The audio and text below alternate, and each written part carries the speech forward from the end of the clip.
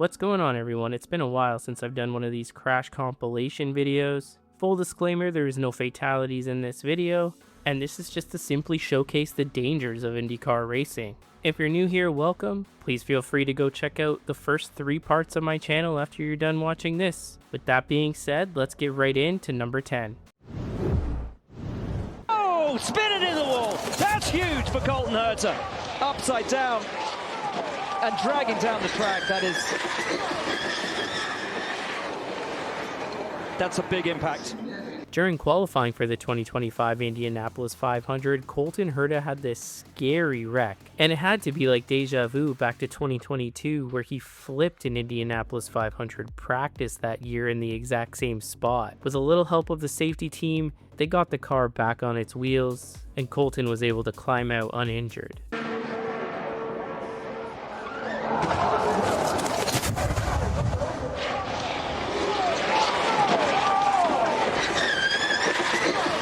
I mean, that looked different even from Armstrong. Armstrong had the moment, caught it, and came around. Colton's just went around very quickly. He didn't look like he had a chance. By the time he knew it was loose, he was already sideways, and not much you can do. These Indy cars are designed to have a lot of grip and a lot of downforce when they are pointing forwards, but as soon as you get any yaw, any slip in that car, the downforce peels off, the grip disappears almost exponentially with every degree of rotation past a certain point, and at that point the driver's just along for the ride. Oh, big crash. Felix Rosenqvist. Oh my goodness. I bet I know where that is. I think that's onto the back straightaway, and what we've seen in years past is a driver hitting the right front on the concrete wall at the apex.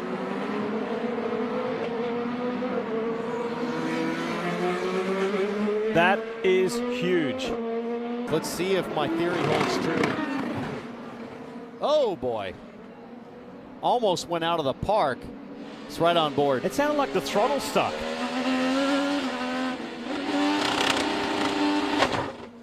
Holy cow, the throttle did stick.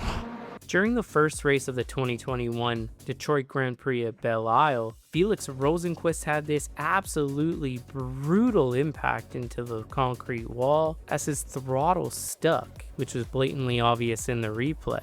There was over an hour red flag due to this accident to try to repair the wall, and Felix himself was taken off in a stretcher and transported to a local hospital where he stayed overnight.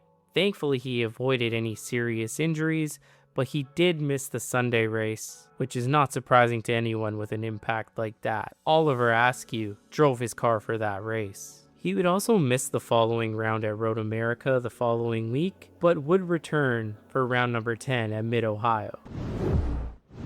For this next one, we're going to stick with Detroit, although it being the new layout in downtown, and also with Felix Rosenqvist, as he just has some terrible luck in Detroit. Louis Foster's suspension failed at the end of the longest straightaway on the track, going into turn number 3, completely taking out Rosenqvist with him. Louis Foster would walk away, Rosenqvist would complain about leg pain, he would be taken off in a stretcher, but fortunately was okay and never missed a race following this accident.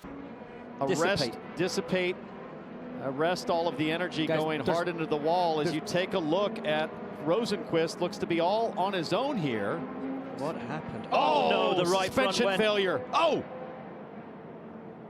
Oh no. What an uncharacteristic sort of situation there. It was so bizarre. The 45, that right front just collapsed. I hate to say it, I haven't seen a right front suspension failure, James, since it happened to you at the Speedway. Oh. That is an immense hit into the back of the 60, and then Rosenqvist sideways into the tires. And no way that Rosenqvist would have seen that coming. No, it's a heck of a shock when you're just turning in. Oh. You think everything's fine, and all of a sudden, just listen. Oh, he's going to accelerate. So that looked like, I mean, it's going to be a rocker failure or something in the A-arm. On board here with Stingray Rob as he gets a view of that colossal crash. For this next one, we're going to go back to the 2007 Firestone Indy 400 at Michigan International Speedway. Pole sitter Dario Franchitti hooked wheels with Dan Weldon, sending Franchitti flipping through the air, taking out several other drivers in the process. In total, 7 drivers were involved in this one. Thankfully, everyone was uninjured. And here comes Marco. Oh, look out! Airborne! Frankini's upside down. Dixon is involved. The wheels touched. Weldon is involved. Airborne up here, got up into the pit. We got him coming down. Copy that. Got you okay? Looks like Sam Hornish also involved. And right now, folks, Yeah, he got hit in the head. think good thoughts. And there's Dario taking the steering wheel off, will unbuckle his 6-way harness. This is incredible. The integrity of the cockpit of this car. Guys, start breathing easy. Your guy's okay. It was, you know, Dario was pushing really hard. I think, you know, Dario was wanting to come down and Dan wanted to come up a bit. And all I saw, I saw Dario backwards, upside down in the air. I was fully slammed on the brakes. I didn't know whether he was going to come straight into my foot. Well, honestly, just one of the scariest things I've ever seen. And pity because we were running so good. Now the left rear of the car on top, the 27 car, and then the car on the right front wheel of Dan Weldon. Looked like Dan was just trying to move up towards the right just a little bit, and his right front wheel on his target machine got the Canadian Club machine up in the air. And see everything else going on there. The parts are just strewn everywhere. And the real lucky guy in this, Marty, I think really was Thomas Scheckter, because of everything coming down on top of his car. He could end up having the car land right inside the cockpit. Also, watch Scott Dixon. He almost had the same situation. Watch the 9 car come in here. Up and over. See right there. I mean, absolutely. Wow. Actually, it's the 22 of AJ AJ Foyt, Foyt, not Thomas Scheckter, excuse me. I mean, those two guys, very, very fortunate. Remember, this is 215, 218 miles an hour. It goes right up and over the 9 car. Now, I've been upside down before, and I'll tell you, it's the most eerie thing because it's quiet. There's no longer any road noise. You're not going along the road surface whatsoever. You get in the air, and yes, there's some crashing that's going on before you get in the air, but when you're in the air, it's very, very quiet, and then you come down to just a flurry of noise when the car makes impact back down with the ground. For number 6, we're going to be sticking with the 2007 IndyCar season, sticking with Dario Franchitti, and sticking with him going upside down. And get this, this was the very next week after Michigan at Kentucky Speedway. Tony Kanaan, it'll be his 4th win this year, the first to 4, and his 11th. Nice job, TK. Nice job. Good job, guys. Nice job. Hey, Brooks. Happy birthday, brother. Happy birthday. Take a look. Oh, and we have a crash at the first turn after they cross the finish line. It is Koski Matsura and Dario Franchitti. It was after the finish. Dario came across the line in 8th. Koski a lap down in 11th. You saw the close finish for 2nd through about 6th position. It was Dixon, Foyt, Andretti, and Scheckter, followed by Sharp, Carpenter, and then Franchitti. And then after that, all hell broke loose. Well, I'm not sure what went on with that, but we're going to have a quick replay of that so we can see. Remember, he was trying to get underneath. Oh my gosh, he goes up and over again? Oh, can you count this as lucky or what in the world? That looked like one of those hydroplane blowovers. My goodness. All right, here we go. We're going to go on board. Now, you're not riding aboard a jet fighter right now when you start to see the sky. Whoa, whoa, whoa. He just checks up and touches the tire, up and over. Reminds me of a ride in a fighter plane. This is unreal. And there goes the onboard camera.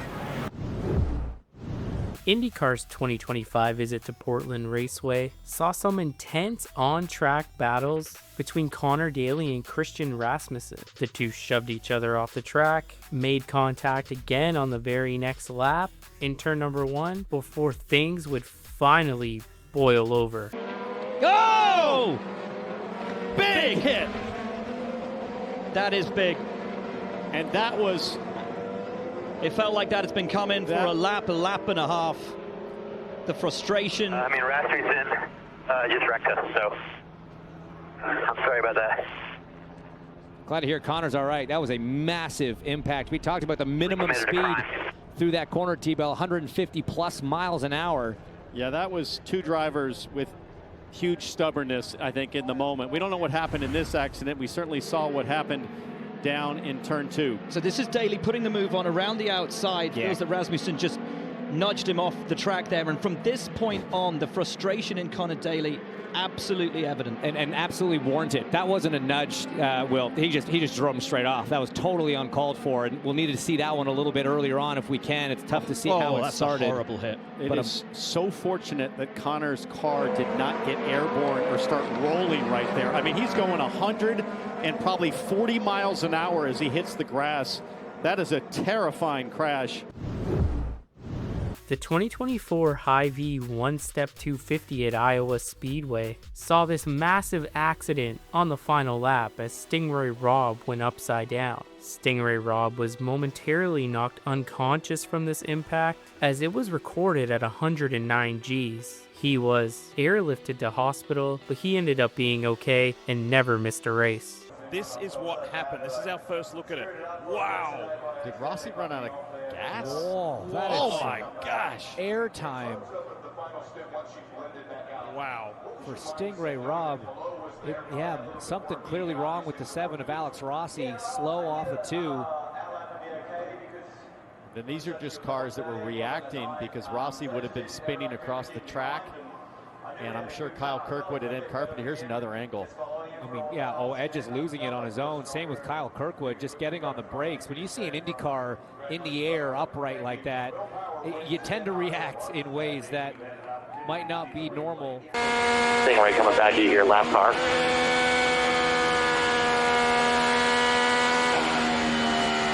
Got one in line here.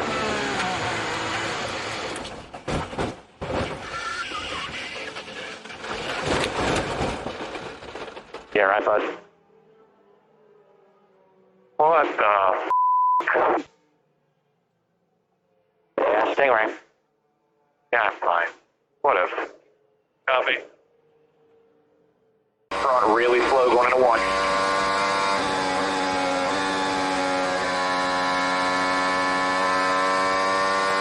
Whoa, big right, back it down.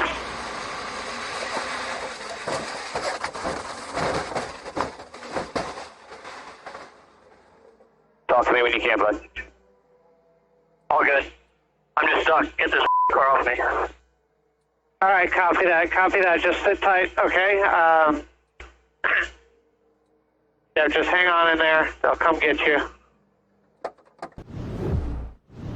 Sticking with the 2024 season and the very next week at the Ontario Honda dealers Honda Indy Toronto, we would see this massive pileup in turn number 1 after Pato O'Ward got spun around and Santino Ferrucci catapulted off the front of his car and flipped upside down, as this one needed an extensive cleanup and a red flag to do so.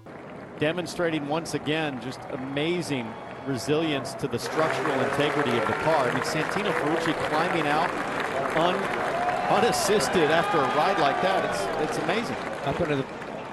Up into the fence is also part of the concern, guys. There might be some damage that needs to be repaired before we can go back running. So let's see it. We know that it starts with Pato O'Ward, who just gets in a little wide, a little hot, spins around. Ericsson locks up, nowhere to go. I think that was Pietro got into Pato O'Ward first. I believe you're right. Then Nolan Siegel. Ferrucci seemingly having nowhere to go. Let's see again this incredible angle. And watch Pelot, the championship leader, just barely gets by there, and he has to hang on to it. There was a big wiggle. Who clipped Ericsson. him? I think this is Pietro That's Fittipaldi Pietro. in the hub car, and then Ferrucci. And then Pourchaire. Wow. Hits his teammates. Fencing did a great job keeping Really that car did. inside the track. Coming right back to where it should. Nolan Siegel, That was big Siegel, contact as yeah. well. Pourchaire got through. That was Siegel. Yeah. And that's more robust sort of FIA grade fencing than we would have seen a few years ago here. Another angle.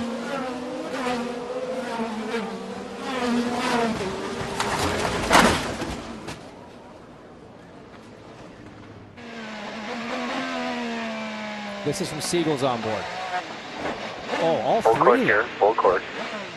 It's bizarre. First you had Pietro, then Ferrucci and Siegel, 3 in a row, all make it right into the front end of Pato O'Ward, who is stationary. And I really hope Pato is all right here. This was some massive hits as his car sat stationary.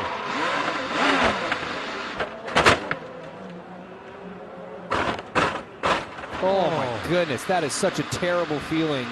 It actually fired the car back up. He bump started the car inadvertently.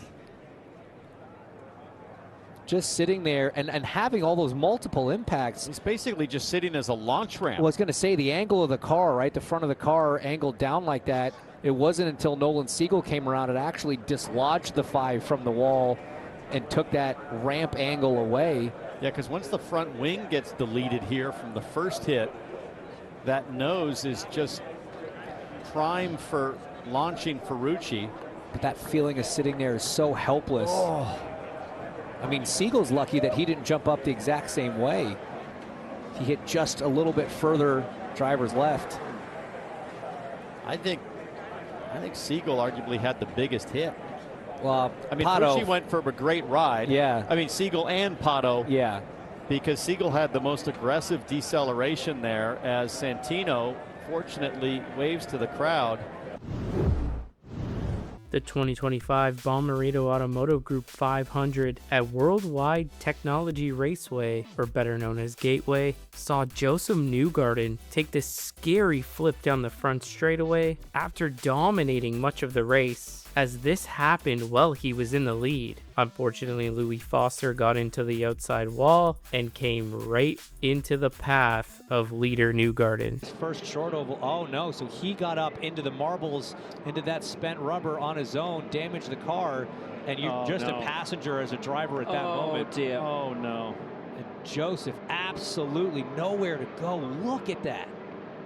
Oh my goodness. I've never seen anything like that on a short Not oval. at all. God, he could have easily cleared the pit wall and ended up crashing down pit lane. And there you see not only the roll bar, but the aero screen halo device protecting Newgarden as the shower of sparks is flooding the cockpit.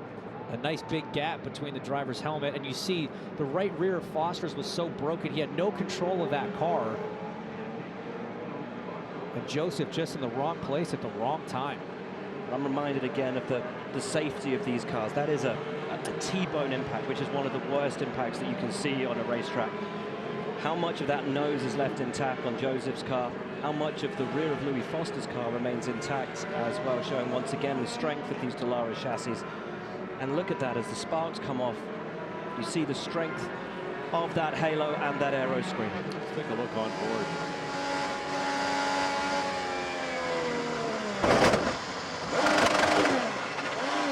That is a terrifying view from Joseph Newgarden.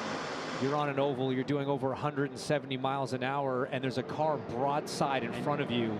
And you know what? The green light was on for a very long time after Foster made contact. Yeah, the yellow should be 5 or 6 oh, seconds. Wow. Oh, wow. And Newgarden would have no idea. Well, he would have seen him, but still. It's... Yeah, but you're not looking.